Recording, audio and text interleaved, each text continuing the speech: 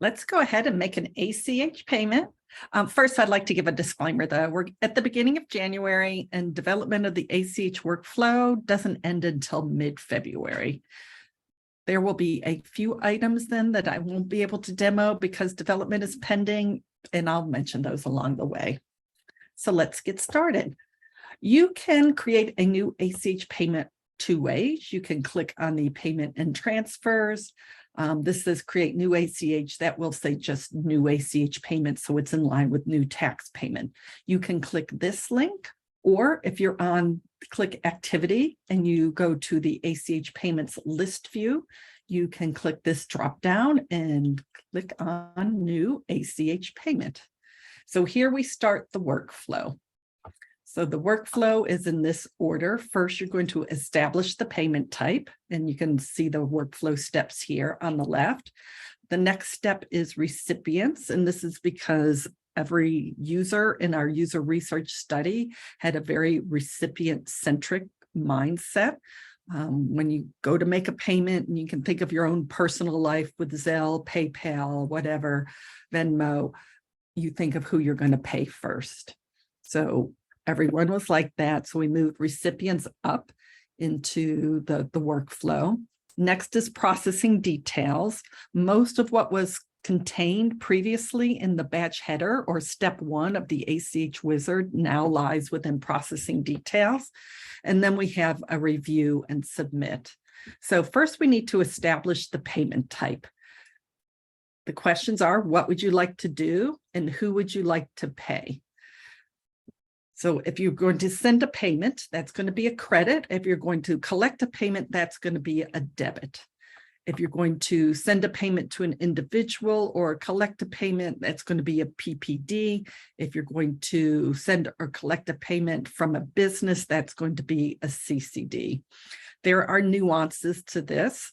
So if I did collect a payment in individual, that's where I get the opportunity. If I have the privileges, I will see PPD, TEL, Web, or RCK. And this is privilege-based, so the user is only going to see those SEC codes they have privileges for.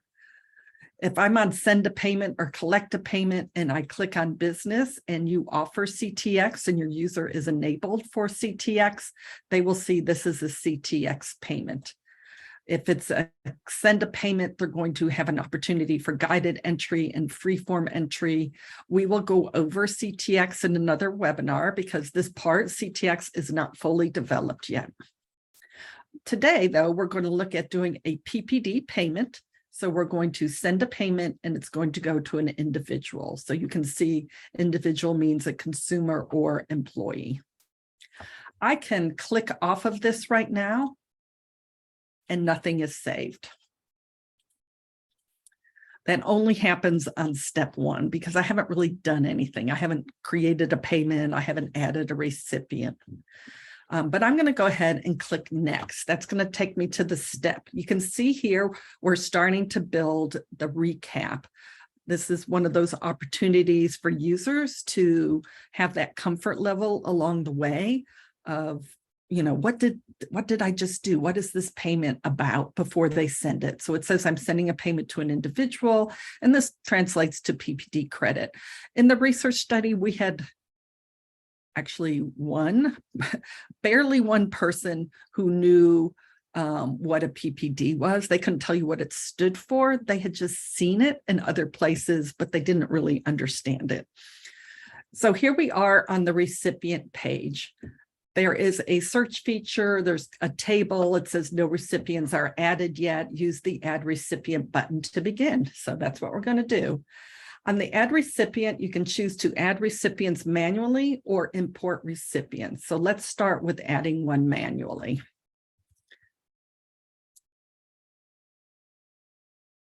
You don't have to put in a contact ID, but I will just because it's nice to have everything filled out for one time. Put in an account number, routing number. You see, once I click in, there's a countdown because I've done it. Maybe you all have done it where you only put in 8 characters. You're kind of missing one.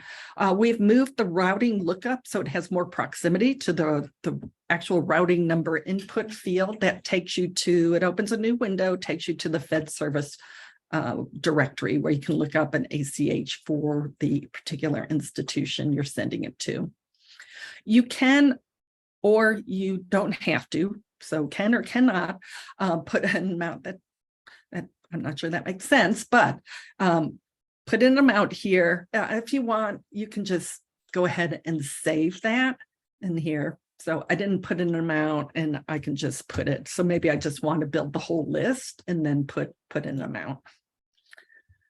The other thing you can do on the add recipient is you can keep creating other recipients. So we'll add 2 more. So you don't have to stop after one. You have opportunity to I'll put in an amount here though, to save and add another. What this does, you can see behind here, Dora Explorer was saved here. I can add another one here.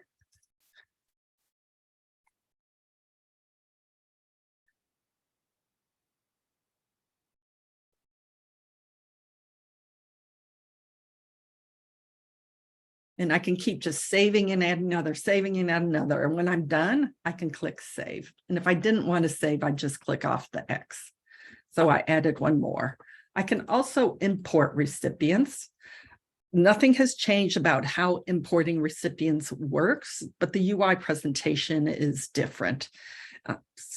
At the top here, it's can you add, do you want to add this imported file to an existing recipient, or do you want to replace what you have already in the list, or maybe you don't have anything with the existing recipients. I'm just going to leave it to add to existing recipients. I'm going to go find my file, payroll recips.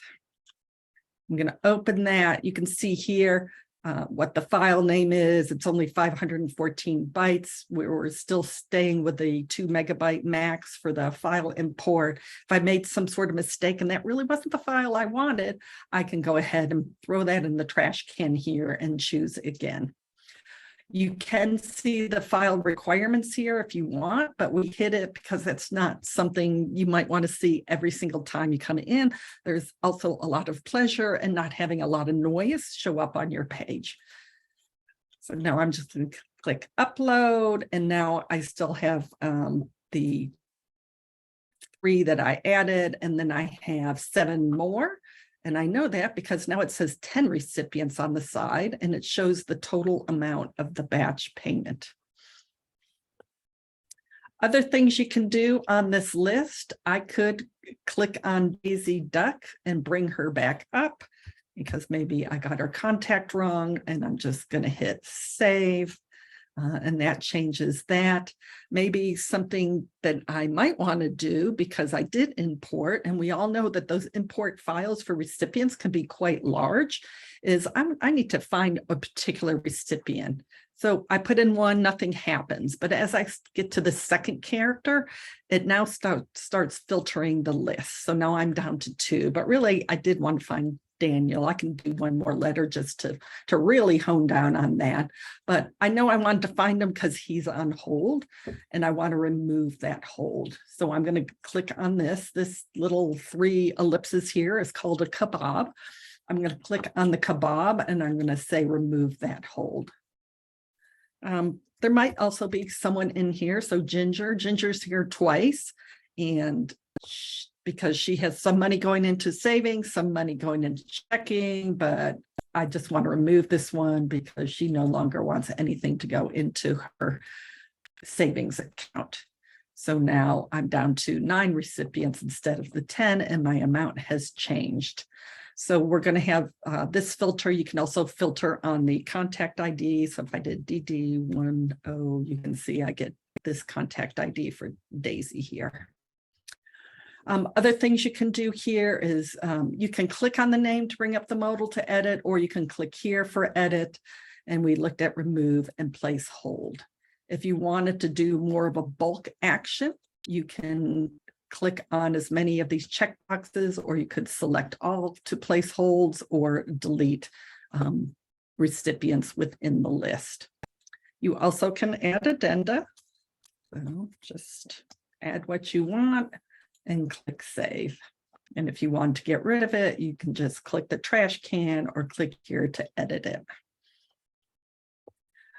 One thing that we will be adding for February, and we'll go over in another webinar, is the ability for more filters on the list. And this will be very useful if you need to edit something within a payment, or even like we did when you import a large amount. I can only show one right now, which is actually account type. So you can search by account type. We're going to give the opportunity to search by account number and the amount. So you'll see that coming later, and we will demo that as well. So I am done with my recipients. I can go to the bottom. I have two actions I can take. One is to click next to go to the processing details, the next step, or I can click finish later. I will do the finish later after I finish this payment. So I'll create another payment and we'll go through that workflow and see how that works. Finish later is only on the recipient, processing detail, and review and submit. It's not on the payment step. So, and in fact, I cannot go back to payment. So I cannot click on that right now. Once I hit next, if we want to be sort of techno nerds here, that is saved to the database. I can go back now to the recipient. I still can never go back to the payment, but if I wanted to go back to the recipient, I can click on recipients here.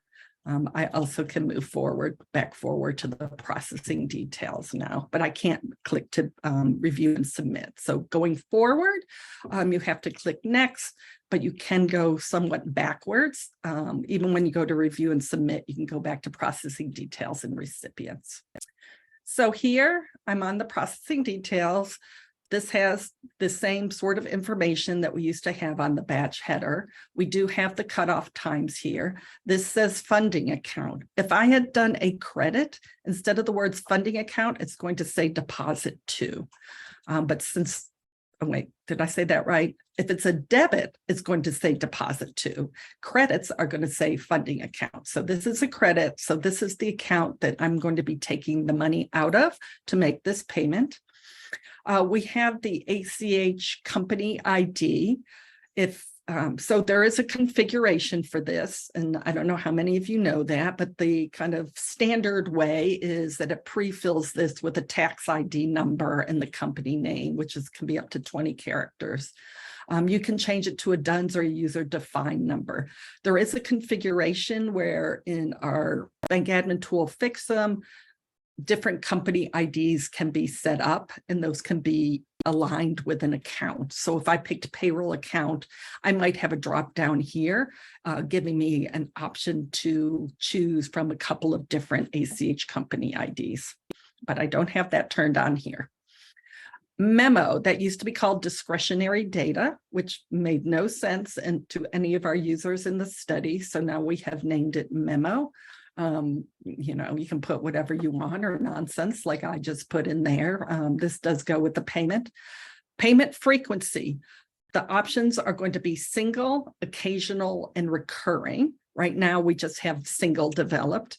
When you do recurring, we used to have fixed variable and fixed and variable.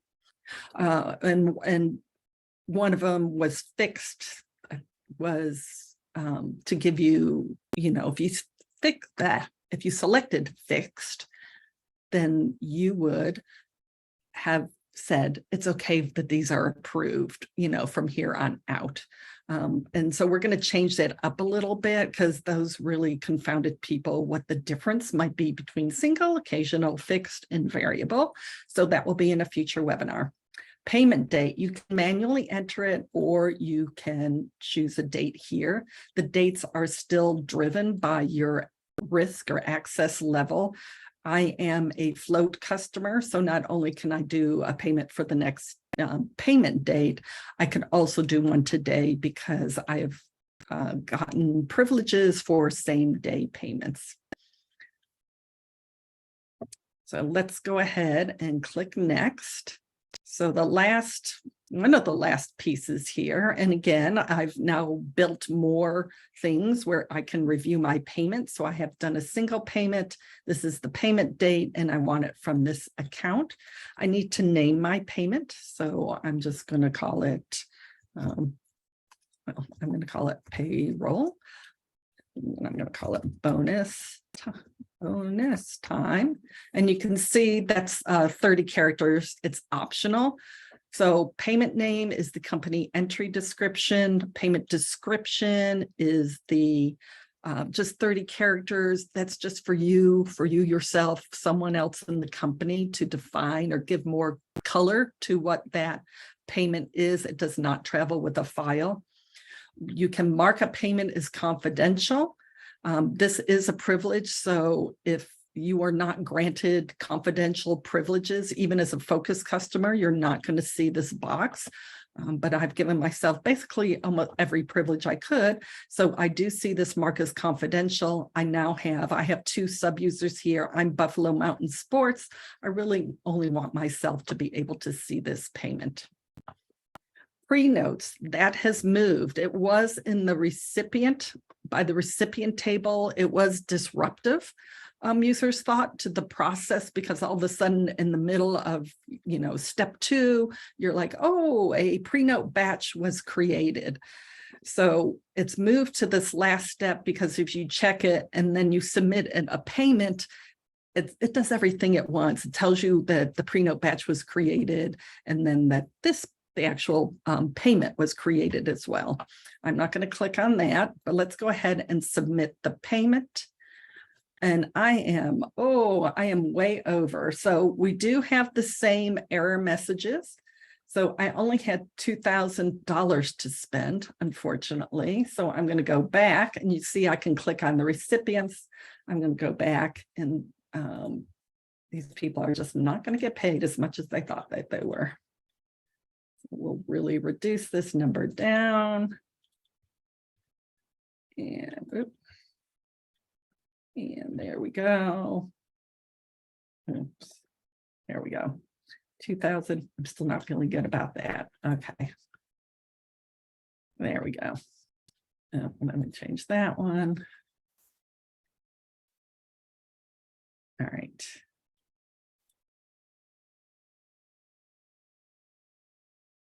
Okay, now we're down to 934. I'm going to go back over to review and submit, and I'm going to submit that payment again. There. So now I see that it requires one more approval to process. And this sounds like a grammatical error, but that's another thing that's coming. It's going to say payment requires one more approval by, and there'll be a date inserted here in order to process on time to meet that specific effective date that was chosen. You do see that it was a confidential payment. You do get, the same sort of recap that you've seen along the way. This will not say done. This is either going to say approve or notify approver, depending on your privileges. And then you have the opportunity here to export in the NACHA or the TSV format. So I'm going to say done, and that's going to take me back here to my page, my ACH payment list. I have another thing. I was hesitating because I was like, I have a lot of payroll. So apparently I love to use that payroll word, but this one was the one that I had just created with the 9 recipients here. So I can see Daisy Duck, Dora, down to Read a Book. So let's go back and create another payment so we can see the finish later flow. There is no finish later here. And I'll just do a debit here, and we'll just leave it as PPD. So here I have collect a payment, and it's a PPD debit. Let me add just one recipient, and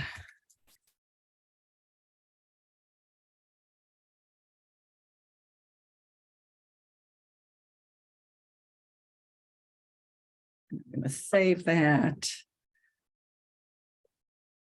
And there's my recipient, but I'm like, oh, I don't know who else I want to add, or I want to go to lunch, or 1,000 other excuses why I would need to finish this later. So I'm going to click on finish later.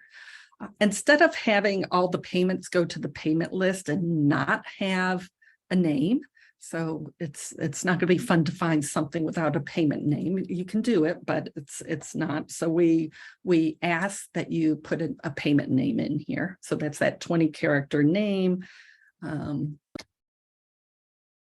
Just call it Jake's Pay. And so now this will be unscheduled. So I can go up here and look for date not set. I could have found it other ways just by searching for the name Jake's Pay, and there's the payment. But say I want to go back in, I can click on edit. And that takes me back here to where basically I left off, but it's always going to take you to the edit recipients. It's never going to take you to the payment because I cannot change the payment. So maybe I want to add a recipient, or maybe I've just decided that's all I'm going to do. And, maybe I'll take this out of savings, get down here, and I want to do a date, but then I'm still sort of hesitant. So I've decided just to get out of here. And now it's going to ask me, do you really want to save and finish later, or do you want to just delete the payment? So I'm having buyer's remorse. I'm just going to delete the payment. I can come back here, look for, Jake, JA. There's no payment here anymore. So you do have the opportunity, so you're not filling up your payment list with payments that you don't really want. If you started creating something and gone down the path, or decided to, that payment's just not going to be any good. So that is the finish later. And that is what I have to show you today. So thank you. And that's it.